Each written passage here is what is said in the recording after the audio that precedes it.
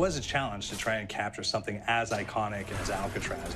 You know about this. This is arguably the most famous prison in the world, and now you're in it. Just the space, the physicality of it, because it's quite claustrophobic. When modern-day prisons are designed, they really consider not intimidating people or making the spaces, as least stressful as possible. Well, Alcatraz didn't suffer from those restrictions. They did the research, they went out, studied Alcatraz, not just from books or internet. They were actually there to feel the environment, so it really sets a mood that gets you a little spooked. Well, we kind of started with the base layout of Alcatraz. The entire island we ended up roughing out in kind of a white box form, and then figuring out what play spaces we wanted to use out of that, what would be the most interesting areas to play in, and the connections between spaces, and spaces that the public doesn't necessarily get to go into. We really did a lot of pushing to really enhance that psychological horror aspect that we're really looking for. And this is a really good opportunity to really tell something special. Like I got stuck right through the gates to hell! This time around, I feel like it's been identified that there are these side missions that you're going to go out and try to accomplish. Al and the rest of the groups put together this escape plan, but the point is to get the parts and assemble this plane so they can get off the island. We did something new for the first time. We have actually contextual music that goes off. So that's a first for zombies. And it's all based around this horror thriller aspect. Every location will have a specific stinger that you hear when you find it, when you discover it, when you start unraveling the story. We start building on the music that you're hearing, and it's really enhancing that experience and going along with it in parallel.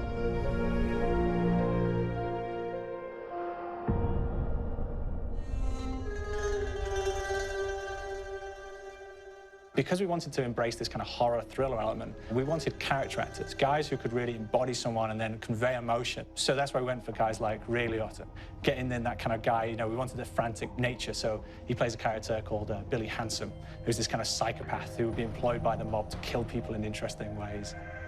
Chaz Palminteri, he plays a guy called Sal DeLuca, an old mob boss. Michael Madsen playing Finn O'Leary. He's kind of worked himself from the floor, from the streets. He's got his hands dirty in the blood and the guts a couple of times.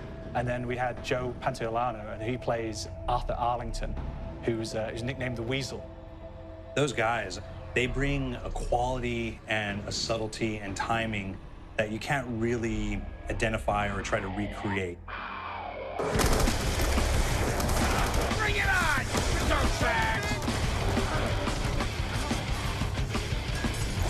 You start off in the afterlife mode, and that's just going to be what's going on. You're going to try to solve the mystery from the second you start.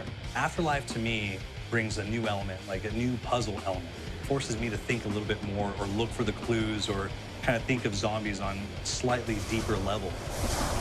You see clues throughout the map that tell you, ooh, perhaps if I'm in the afterlife, I can interact with this object, or there's some puzzle going on here that I need to be in the afterlife. Back east, I whacked a dirty dentist with one of these. Took forever, too. Alcatraz has a Civil War kind of fort background before it turned into a penitentiary. And so we had this kind of backstory, the idea that the warden would have collected Civil War weaponry. One of them is a blundergat. It's a fictional weapon, but the idea of the combination between a blunderbuss and a Gatling gun. And possibly, it might be a way of upgrading it to a more fantastical weapon that the players may find. You all gotta go sometime? You just went now.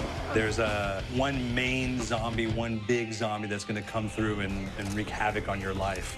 He'll lock down the perk machine, he'll close down the box, so you have to pay to get that open again. So you don't want him to interfere with your process. Now's a good time to pick a fight.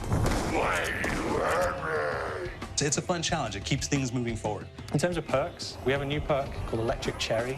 When you reload, it gives a shock around, which scales over time. I was asking for it, baseball. There's so much to experience in this map. Every time I play it, there's a new tactic to take, a new experience, a new objective to go for. But there's also this layer of things that we aren't exactly exposing to the players right off the bat and will need to be discovered. Don't let me go. Is it the calling we hear?